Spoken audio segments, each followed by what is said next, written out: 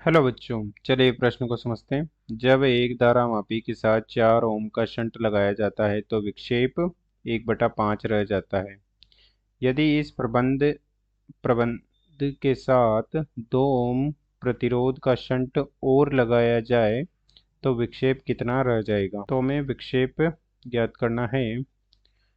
मुख्य अवधारणा में हम देख सकते हैं कि जितनी धारामापी में प्रवाहित होती है उतना ही विक्षेप उसमें आता है, अर्थात विक्षेप धारा के समानुपाती होता है। माना कि इस प्रकार से गैल्वेनोमीटर है और इसमें से आईजी धारा प्रवाहित हो सकती है, अर्थात ये अधिकतम आईजी धारा का मापन कर सकता है। परंतु इसमें यदि शंट प्रतिरोध एस लगा दिए जाए समांतर क्रम में, तो इस प्रकार से समांतर क्रम में शंट प्रतिरोध लगाया जाए और अब इसमें से आई धारा प्रवाहित हो सकती है, तो गैल्वेनोमीटर की कुंडली में से आईजी धारा जाएगी और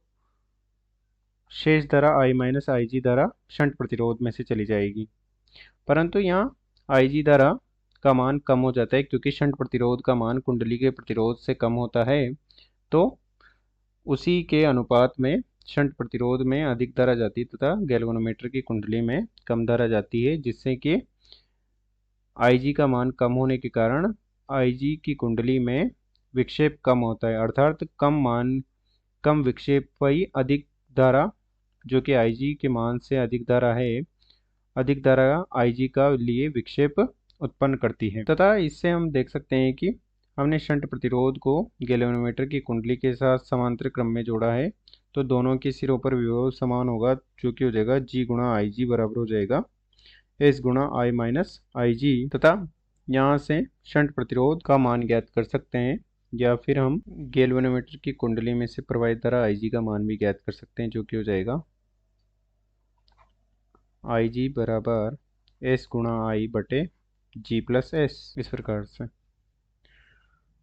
अब चलिए प्रश्न को हल करते हैं। प्रश्न में दिया गया है कि एक धारामापी की कुंडली में इस प्रकार से धारामापी जी था, उसमें से माना कि कोई धारा प्रवाहित हो रही थी और उसके शंट में 4 ओम का प्रतिरोध लगाया जाता है, तो उसकी कुंडली में से प्रवाहित आई जी का मान अमीटर में से प्रवाहित धारा आई का विक्षेप 5 गुना कम हो जाता है। तो हम देख सकते हैं कि आई जी बराबर हो जाएगा आई बटे 5 तथा कुल धारा आई हो जाएगी और इसमें से आई माइनस आई जी धारा प्रवाहित होगी। तो यहाँ से हम देख सकते हैं कि गैल्वेनोमीटर की कुंडली का प्रतिरोध कितना हो जाएगा, जो कि हो जाएगा आई जी गुणा जी बराबर हो जाएगा आई माइनस आई जी गुणा एस, और आई जी का मान हो जाएगा आई बटे 5 और जी बराबर हो जाएगा आई माइनस आई बटे 5 गुणा एस का मान है 4 ओम, और ये हो जाएगा आई बटे 5 बराबर 4 आई बटे 5 गुणा 4, और ये है जी। आई बटे 5 से आई बटे 5 कट जाएगा और जी बराबर हो जाएगा 16 ओम, जो कि गैल्वेनोमीटर की कुंडली का प्रतिरोध है। तथा हम देख सकते हैं कि इस गैल्वेनोमीटर की कुंडली जिसका प्रतिरोध हमने ज्ञात कर लिया है, जो कि जी है, तो इसके समांतर क्रम में 4 ओम का प्रतिरोध पहले से ही जुड़ा गया है। तो हमसे कहा गया है कि इसी के साथ हम एक और शंट प्रतिरोध जिसका मान है 2 ओम, उसे पुनः शंट प्रतिरोध में लगा देते हैं, अर्थात उसे पुनः समांतर क्रम में लगा देते हैं। तो हम देख सकते हैं कि इस प्रकार से कुल शंट प्रतिरोध का मान हो जाएगा, दोनों समांतर क्रम में हैं, तो ये हो जाएगा 2 गुणा 4 बटे 2 प्लस 4, जो कि हो जाएगा 8/3, सॉरी 8/6, यह हो जाएगा 4/3, अर्थात शंट प्रतिरोध का मान एस डैश बराबर हो गया है 4/3,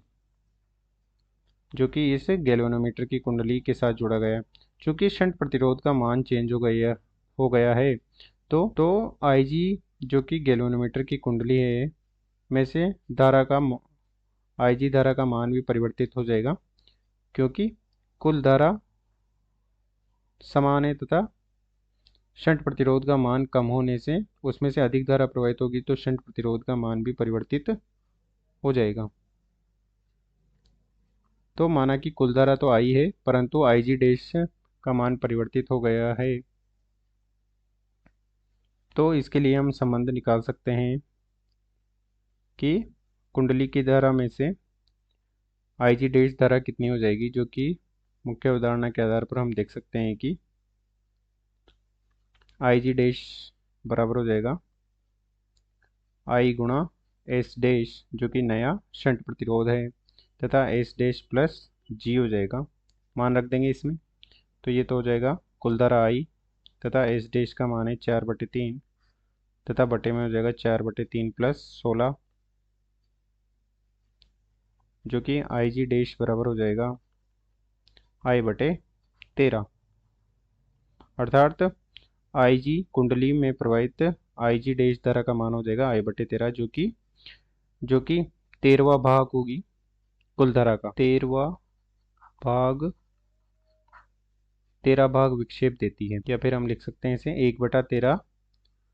भाग विक्षेप देती है, विक्षेप के रूप में लिख सकते हैं, जैसा कि हमें प्रश्न में दिया गया है। तो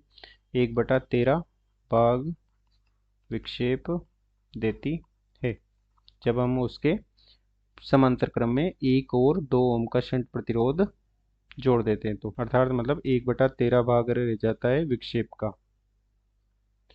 अतः दिए गए प्रश्न को हमने हल कर दिया है। आशा करते हैं आपको समझ में आया होगा। धन्यवाद।